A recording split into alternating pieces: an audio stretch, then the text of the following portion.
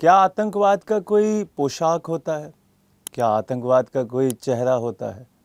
ये सारे के सारे सवाल अब दिल्ली विस्फोट के बाद सबके जहन में आने लगे हैं। क्यों? क्योंकि जिस तरीके से एक पेशे के लोग इस विस्फोट में सामने दिखाई दे रहे हैं, उससे लगता है कि किसी भी पेशे के व्यक्ति आतंकवादी बन सकते हैं और कहीं भी आतंकवादियों को शरण दी जा सकती है। अब मैं ऐसा क्यों कह रहा हूँ, उसका एक बहुत बड़ा एग्जाम्पल है एक यूनिवर्सिटी जो कि हरियाणा की एक बहुत ही नामी गिरामी यूनिवर्सिटियों में से एक है और उसका नाम है अल फलाह। अब ये अल फलाह क्यों इतनी इम्पोर्टेंट हो गई है, क्यों इसके बारे में हर कोई चर्चा कर रहा है, इसको आज जानेंगे। मेरा नाम वैभव कौशिक है और आप सभी जुड़ चुके हैं संस्कृति IAS के यूट्यूब प्लेटफॉर्म पर। बात करते हैं 10 तारीख की, जब एक विस्फोट हुआ दिल्ली के अंदर और वहाँ पर सामने आया कि भाई आप सभी जिस एरिया में रह रहे हैं वहाँ पे कोई भी व्यक्ति आतंकवादी हो सकता है।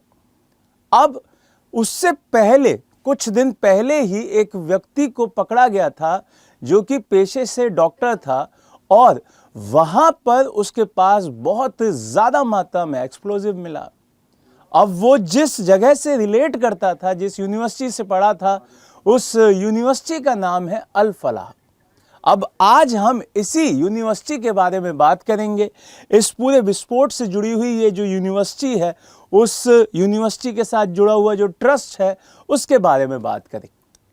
क्योंकि कागज़ों पे ये ट्रस्ट के रूप में दिखाई देता है, लेकिन क्या ये सच में एक शिक्षा का संस्थान मात्र है या आतंकवादियों को शिक्षा दे रहा है? और इस पूरे सेगमेंट के बारे में जब जानेंगे तो ये भी पता करेंगे कि भाई इसका क्या मतलब है, किस तरीके से ये सामने आता है। तो यहाँ पर अल फलाह यूनिवर्सिटी को अल फलाह चैरिटेबल जो ट्रस्ट है उसकी तरफ से चलाया जाता है। NGO दर्पण पोर्टल पे इसके चेयरपर्सन और जो ट्रस्टी हैं उनके तौर पर जब्बाद अहमद सिद्दीकी, उस्मा अख्तर, आलिया सिद्दीकी, ये लोग शामिल हैं। 1997 से ट्रस्ट ने इंजीनियरिंग, एजुकेशन, मेडिकल, टेक्नोलॉजी कॉलेजों की नींव रखी। 2014 में हरियाणा विधानसभा ने इसे अल फलाह यूनिवर्सिटी के रूप में अपग्रेड भी कर दिया। लेकिन अब ये सवाल आता है कि ये जो यूनिवर्सिटी है, क्या ये इस्लामिक जो चीज़ें हैं उनको प्रमोट करती है या पढ़ाई की चीज़ों को प्रमोट करती है?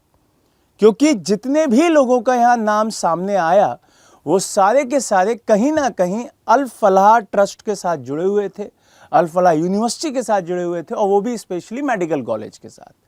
तो यहाँ इस पूरे सेगमेंट में ये पता चल रहा है कि जो ये अल फलाह कॉलेज है, अल फलाह मेडिकल कॉलेज, वहाँ पर शिक्षा के नाम पर बहुत सारी ऐसी एक्टिविटीज़ हो रही हैं, बहुत सारे ऐसे नेटवर्क बनाए जा रहे हैं जो देश के खिलाफ हैं, या मैं ये सीधे सीधे तौर पे कहूँ जो कि आतंकवादी एक्टिविटी मानी जा सकती हैं। और ऐसा नहीं है कि ये सिर्फ हरियाणा में है। दिल्ली, हरियाणा, केरल, चेन्नई, इन सब जगहों पे अल फलाह, या मैं कहूँ कि जो मजिश अल फलाह के नाम से कई NGO अभी भी वर्किंग हैं, अभी भी काम कर रहे हैं। अब सवाल ये आता है कि ये शिक्षा के नाम पर क्या कोई बहुत बड़ा नेटवर्क स्थापित कर रहे हैं? क्योंकि अल फलाह चैरिटेबल जो ट्रस्ट है उसके तहत बहुत सारे संस्थान के साथ साथ बहुत सारी कंपनीज को भी रेगुलेट किया जाता है। जब यहाँ पर इस तरीके की चीज़ें सामने आती हैं कि भाई आप शिक्षा संस्थान खोलते हैं, कई सारे ऐसे ऑफिसेज खोलते हैं, कॉर्पोरेट सेक्टर में काम करवाते हैं लोगों से, और फिर धर्म के नाम पर आप उनके दिमाग को, उनकी सोच को इतना खराब कर देते हैं कि वो जिहाद पे उतर आते हैं, वो आतंकवादी बन जाते हैं। तो ये सारी चीज़ें आपको समझनी होंगी, ये सारी की सारी चीज़ें बहुत अच्छे से जाननी होंगी। क्योंकि अभी जो चीज़ें सामने आई हैं वो एक यूनिवर्सिटी की आई हैं। हो सकता है कि इनके द्वारा बहुत सारी यूनिवर्सिटीज़ के तहत इस तरीके के काम हो रहे हों।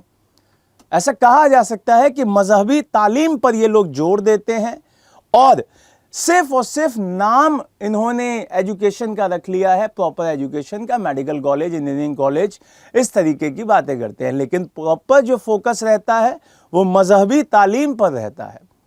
आधुनिक शिक्षा देने का सिर्फ और सिर्फ दिखावा है, ये सिर्फ दावा करते हैं। आपने कहीं से सर्टिफिकेट लिया, लेकिन वही चीज है कि आप धार्मिक कट्टरता फैला रहे हैं। अब दूसरी तरफ कंपनीज का, ट्रस्ट का इतना बड़ा जाल है इसका कि आप कई जगह पे इनके जो फाउंडर्स हैं, चेयरपर्सन्स हैं, उनके खिलाफ कई जगह पे एफआईआर तक हुई है। तो वो चीज़ें भी समझनी होंगी, वो चीज़ें भी यहाँ पे देखनी होंगी कि भाई आप किस तरीके से इस नेटवर्क को तोड़ते हैं, किस तरीके से जो हमारे देश की चीज़ें हैं, जो संस्थाएं हैं, जो सुरक्षा एजेंसी हैं, वो किस तरीके से इनका पता करती हैं। जैसे कि अल फलाह यूनिवर्सिटी का जो मालिक है वो कौन है, ये सवाल आता है। तो यहाँ पे ये पूरा ट्रस्ट के द्वारा रेगुलेट किया जाता है। जैसे मैंने आपको नाम भी बताए, जो जब्बाद अहमद सिद्दीकी हैं, वो यहाँ पे ट्रस्ट के चेयरपर्सन दिखाई देते हैं। यहाँ पे अगर मैं बात करूं इन तीनों व्यक्तियों की, जिसमें doctor Shaheen, doctor Umar, doctor आपका मुजमिल, तो ये सारे के सारे वो लोग हैं जिनको यहाँ पर पूरा का पूरा जोड़ दिया गया है आपस में, और वो सारे के सारे जुड़ते हैं अल फलाह के साथ। तो यहां इन तीनों के साथ साथ आपको यह समझना होगा कि अल फलाह एक तरीके से एक शब्द, जो ये शब्द लिखा हुआ है अल फलाह, तो यहां फलाह एक अरबी शब्द है, और इस शब्द में सीधे सीधे होता है कि भाई हम अच्छाई का काम कर रहे हैं, हम भलाई का काम कर रहे हैं, हम आगे जो होता है ना कि आगे ले जाने का काम कर रहे हैं। लेकिन ये अपने नाम को किस तरीके से यूज कर रहा है ये भी समझना होगा। क्या ये धार्मिक कट्टरता को आगे ले जा रहा है, क्या ये आतंकवाद को आगे ले जा रहा है, तो ये चीजें भी समझनी होंगी। तो यहाँ पर अभी सरकार इसके बारे में पूरी की पूरी जो जांच पड़ताल है उसकी एजेंसीज वो कर रही हैं। बाकी आगे की चीज़ें क्या होती हैं, किस तरीके से ये सामने आता है, ये भी समझेंगे।